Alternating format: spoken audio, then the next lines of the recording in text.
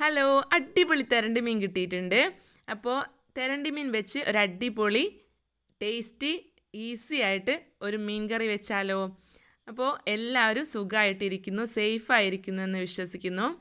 അപ്പോൾ നമുക്ക് തെരണ്ടി മീൻ കറി വെക്കാനുള്ള ഇൻഗ്രീഡിയൻസ് എന്തൊക്കെയാണെന്ന് നോക്കാം. മീഡിയം സൈസിലുള്ള 2 തക്കാളിയാണ് ഞാൻ എടുത്തത്. ചെറിയുള്ളി 10 എണ്ണം അരിഞ്ഞിടാതെ 4 കഷ്ണാക്കി നുറുക്കിയെടുത്തതാണ്.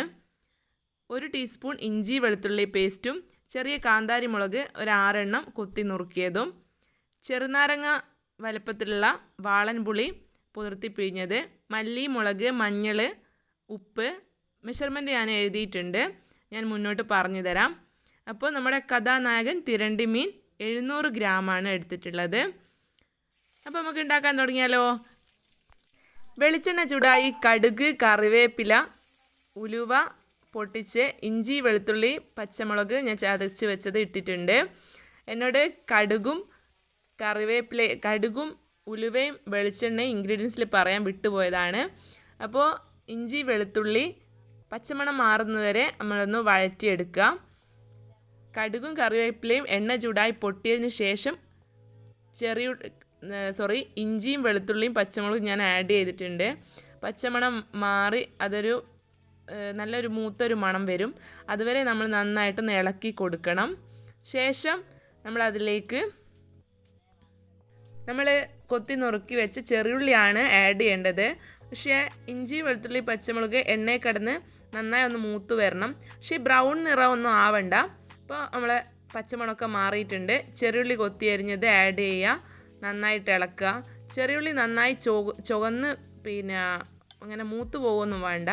എണ്ണയിൽ കിടന്ന് അതിൻ്റെ ആ ഒരു പച്ച പരുവില്ലേ, അതൊക്കെ ഒന്ന് മാറി ഒന്ന് വാടി വരണം. അപ്പോൾ ചെറിയുള്ളി ആഡ് ചെയ്ത് നന്നായിട്ട് ഇളക്കിയ ശേഷം നമ്മൾ മല്ലിപ്പൊടി 2.5 സ്പൂണാണ് എടുത്തത്, മുളക് പൊടി 1.5 സ്പൂണ്, ആവശ്യത്തിന് ഉപ്പ്, മഞ്ഞൾപ്പൊടി ഞാൻ 1.25 സ്പൂണാണ് എടുത്തത്. മഞ്ഞൾപ്പൊടി പല തരത്തിലാണ് ഉണ്ടാവുക. നാടൻ മഞ്ഞൾപ്പൊടി ആകുമ്പോൾ നമുക്ക് കുറച്ചെടുത്താൽ മതിയാവും. പാക്കറ്റ് മഞ്ഞൾപ്പൊടി കുറച്ച് അധികം ഇടേണ്ടി വരും. അപ്പോൾ അത് ഓരോ വീട്ടിലെ മഞ്ഞൾപ്പൊടീൻ്റെ ഓരോ സ്വഭാവം അനുസരിച്ചിരിക്കും. ചില മഞ്ഞൾപ്പൊടി കുറച്ചേ വേണ്ടൂ. അപ്പോൾ ഞാൻ 1.25 സ്പൂണാണ് എടുത്തത്. അപ്പോൾ പൊടികളൊക്കെ എണ്ണയിൽ കിടന്ന് നന്നായിട്ട് മൂത്ത് വരണം. തിരണ്ടി മീൻ കറി വെക്കുമ്പോൾ നമ്മൾ ചിക്കൻ കറിക്കൊക്കെ വേണ്ടി മല്ലി മുളകും വറുക്കുകയില്ലേ, അപ്പോൾ വറുക്കുന്ന പോലെ വറുത്തിടുന്നവരുണ്ട്, അങ്ങനെ വറുത്തിടുന്നവരുണ്ട്. പക്ഷേ വെളിച്ചെണ്ണയിൽ പൊടികളൊക്കെ മൂപ്പിച്ചെടുക്കുന്ന മീൻ കറിക്ക് ഒരു പ്രത്യേക ടേസ്റ്റാണ് ഗൈസ്. അപ്പോൾ വെളിച്ചെണ്ണ കടന്ന് ചെറിയുള്ളിയും നമ്മുടെ പൊടികളും ഒക്കെ നന്നായി ഒന്ന് മൂത്ത് വരുന്ന നല്ല അടിപൊളി സ്മെല്ലുണ്ട്. അപ്പോൾ അതൊക്കെ ഒന്ന് എണ്ണ തെളിഞ്ഞ് വരുമ്പോൾ നമ്മളതിലേക്ക് നുറുക്കി വെച്ച തക്കാളി ആഡ് ചെയ്യണം. തക്കാളി വലിയതായിട്ടല്ല ഞാൻ കട്ട് ചെയ്തത്, തീരെ ചെറുതായിട്ടല്ല, മീഡിയം സൈസിലാണ് തക്കാളി കട്ട് ചെയ്തത്. മീൻകറിക്ക് ഏറ്റവും ബെസ്റ്റ് മീഡിയം സൈസിൽ തക്കാളി കട്ട് ചെയ്യുന്നതാണ്. അപ്പോൾ നമ്മളെ പൊടികളൊക്കെ മൂത്ത് വന്നതിന് ശേഷം തക്കാളി ആഡ് ചെയ്ത് നന്നായി സൈഡിലുള്ള പൊടികളൊക്കെ തട്ടി നടുവിലേക്ക് പൊടികളായിട്ട് നന്നായിട്ട് തക്കാളി യോജിപ്പിച്ച ശേഷം നമ്മളൊന്ന് നന്നായി വേവിച്ചെടുക്കണം. ആ മസാല ഒക്കെ തക്കാളിയിൽ നന്നായിട്ട് പിടിച്ച് വരണം. അതിന് നന്നായി തക്കാളി അതുമായിട്ട് യോജിപ്പിച്ച് ഒന്ന് മൂടി വെച്ച് വേവിക്കണം. 1 മിനിറ്റ് ഫ്ലെയിം ഫുള്ളിലിട്ട് തക്കാളി മൂടി വെച്ച് വേവിക്കണം. കരിഞ്ഞു പോവാതെ സൂക്ഷിക്കണം. അങ്ങനെ മൂടി വെച്ച് വേവിക്കുമ്പോൾ തക്കാളിയുള്ള വെള്ളമൊക്കെ ഇറങ്ങി വെന്ത് വരും.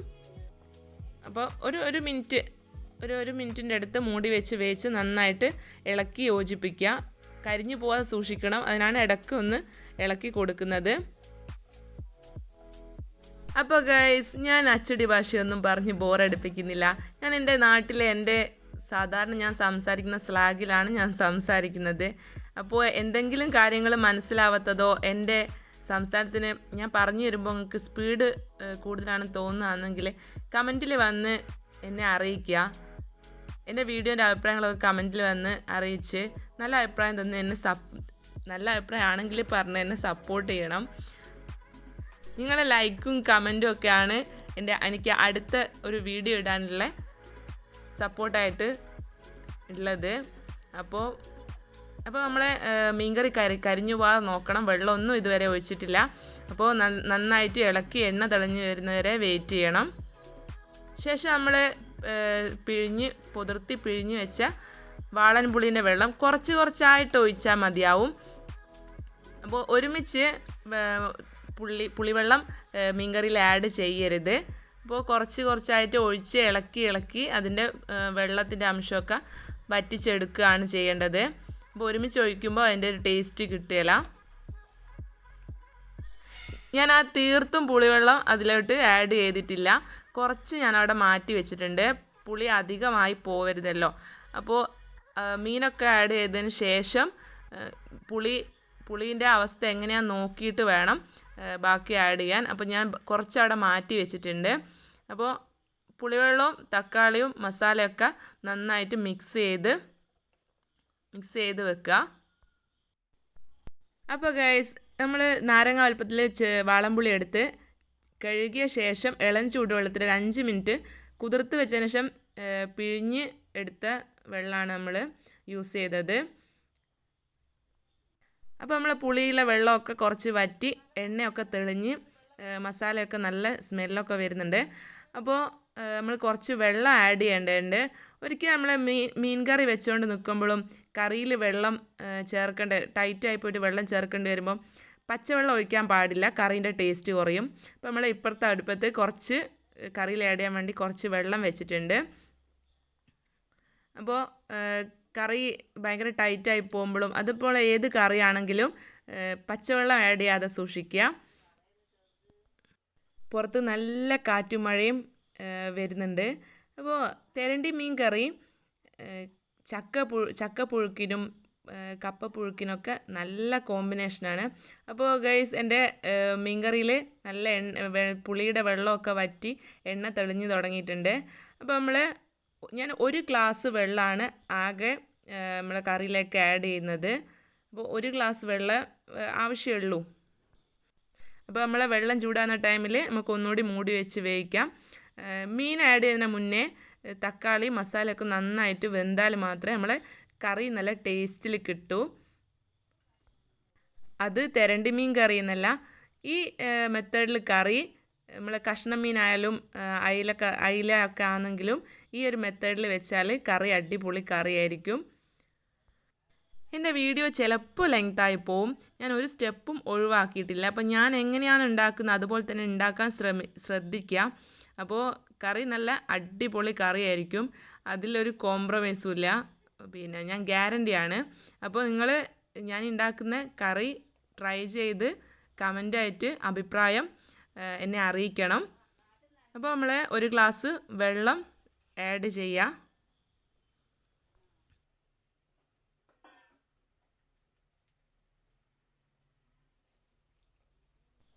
ഞാൻ ഒരുപാട് വെള്ളമൊന്നും ഒഴിച്ചിട്ടില്ല, ആകെ 1 ഗ്ലാസ് വെള്ളം മാത്രമേ ഒഴിക്കുന്നുള്ളൂ.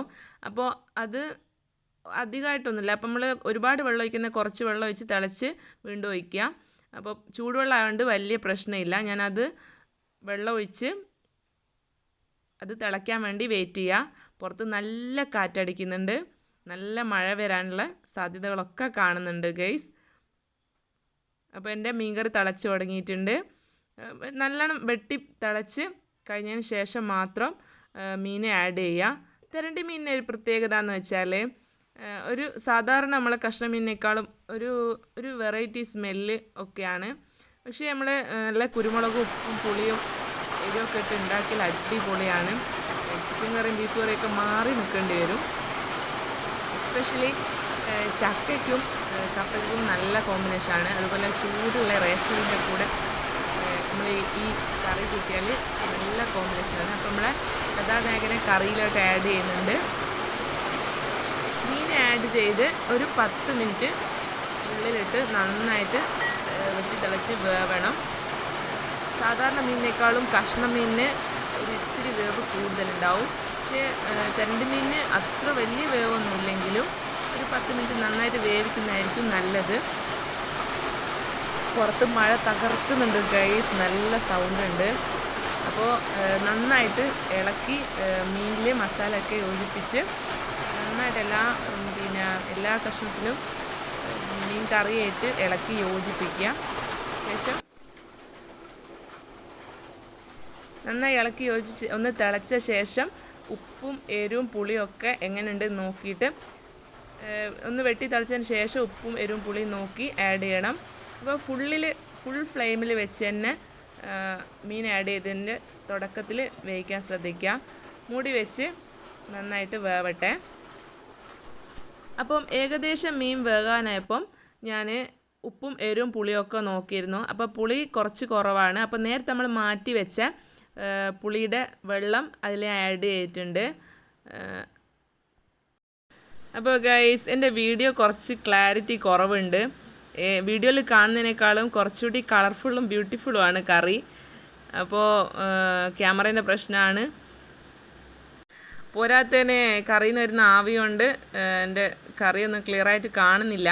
പക്ഷേ ഞാനിതിൽ പറയുന്ന പോലെ എല്ലാം നിങ്ങൾ ചെയ്യാൻ ശ്രമിക്കുക. ഞാനൊരു സ്റ്റെപ്പ് ഒഴിവാക്കാതെ എടുത്തതാണ്. പിന്നെ കുറച്ച് നുറുങ്ങ് വിദ്യകളൊക്കെ ഞാനിതിൽ പറഞ്ഞിട്ടുണ്ട്. അതൊക്കെ കുക്ക് ചെയ്യുമ്പോൾ ശ്രദ്ധിക്കുക. ഗൈസ്, ബേക്കിൽ കാണുന്നത് എൻ്റെ ചായപ്പൊടി പഞ്ചാര ഇട്ട് വെക്കുന്ന പാത്രങ്ങളാണ്.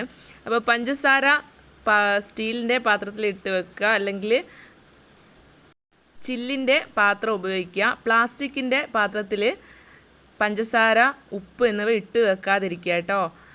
ഹെൽത്തിന് നല്ലതല്ല. അപ്പോൾ ഞാൻ ഉപ്പ് നോക്കിയപ്പോൾ ഉപ്പ് കുറച്ച് കുറവുണ്ട്. ഉപ്പ് ഞാൻ ആഡ് ചെയ്തിട്ടുണ്ട്. അപ്പോൾ കുരുമുളക് പൊടി ലാസ്റ്റ് കുറച്ച് ആഡ് ചെയ്യുക.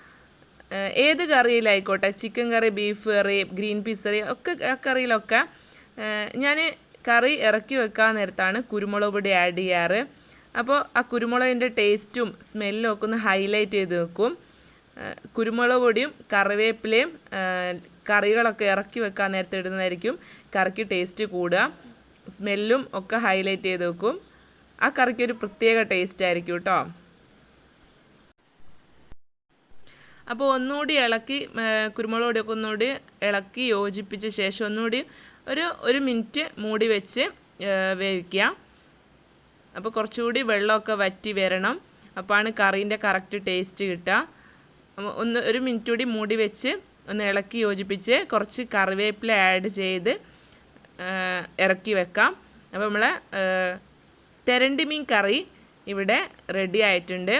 അപ്പോൾ എൻ്റെ വീഡിയോ നിങ്ങൾക്ക് ഇഷ്ടപ്പെടുകയാണെങ്കിൽ ലൈക്ക് ചെയ്യുക, അഭിപ്രായങ്ങൾ കമൻറ്റ് ചെയ്ത് അറിയിക്കുക. അപ്പോൾ എന്നെ സപ്പോർട്ട് എൻ്റെ വീഡിയോ കണ്ട് സബ്സ്ക്രൈബ് ചെയ്യാതെ ആരെങ്കിലും എൻ്റെ വീഡിയോ കാണുന്നുണ്ടെങ്കിൽ ഒന്ന് സബ്സ്ക്രൈബ് ചെയ്ത് എന്നെ സപ്പോർട്ട് ചെയ്യുക. അപ്പോൾ താങ്ക്സ് ഫോർ വാച്ചിങ്.